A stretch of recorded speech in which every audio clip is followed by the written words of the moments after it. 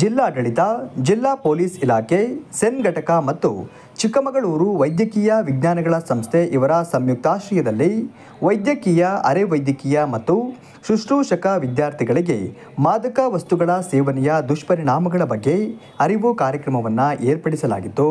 ಗಣ್ಯರು ಜ್ಯೋತಿ ಬೆಳಗುವುದರ ಮೂಲಕ ಉದ್ಘಾಟಿಸಿ ಕಾರ್ಯಕ್ರಮಕ್ಕೆ ಚಾಲನೆ ನೀಡಿದರು.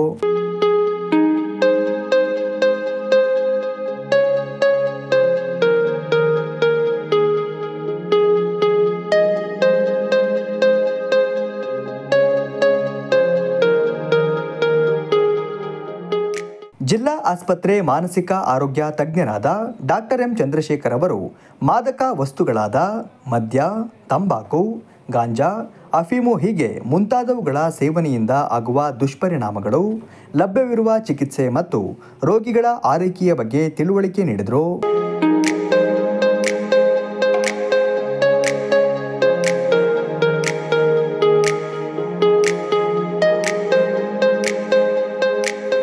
ಸೆನ್ ಘಟಕದ ಡಿವೈಎಸ್ಪಿ ತಿಪ್ಪೇಸ್ವಾಮಿ ಅವರು ಎನ್ಡಿಪಿಎಸ್ ಕಾಯ್ದೆಯ ಬಗ್ಗೆ ಜಾಗೃತಿ ಮೂಡಿಸಿದರು.